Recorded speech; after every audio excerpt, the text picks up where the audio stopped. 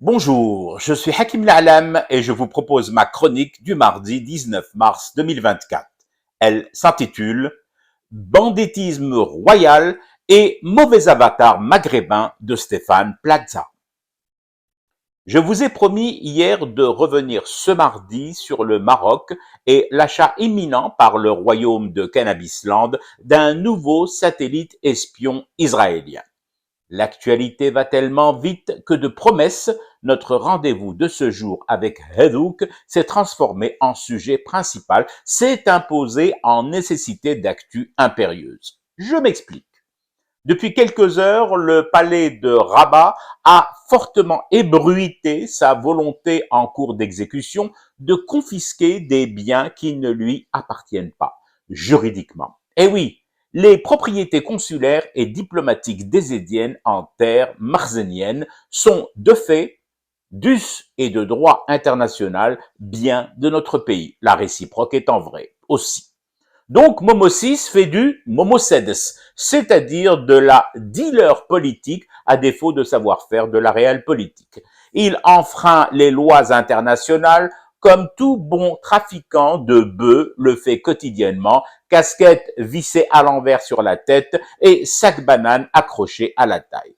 Mais par-dessus tout, il provoque, yitbella, les chauffeurs routiers des Édiens assassinés en territoire non marocain avec un drone et rien. Ou plutôt si, quelque chose de ce côté-ci, chez nous, mais que lui ne saura jamais vraiment, sauf le jour où il sera trop tard et inutile pour ses abattis de le savoir.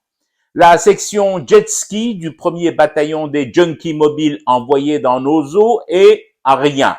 Ou plutôt si, le nettoyage de nos eaux territoriales du Khmej Hashakoum qui s'y est aventuré. Plancton hallucinogène et pilote de ces engins compris. 2 ou 3 chefs d'État d'Afrique subsaharienne convoqués, je veux dire invités au palais de Rabat, et à qui Moulahom a fait miroiter un couloir vers la mer et la possibilité de commercer, et de ce côté-ci, rien. Ou plutôt si, des pipelines, équipements et ingénierie qui s'amoncellent sur le tracé futur d'un gazoduc avec le Nigeria.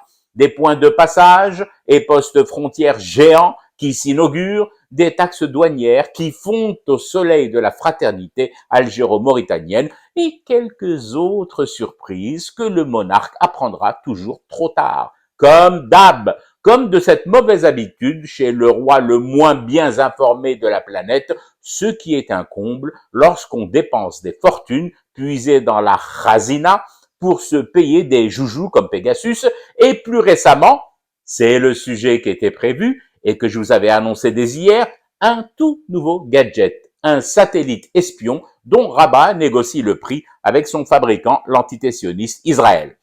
D'après ce qui se dit ici et là, ce qui transpire de cette technologie, le budget tacos du royaume va subir des coupes drastiques pour ne laisser finalement que la fine feuille de dioule sans farce dedans.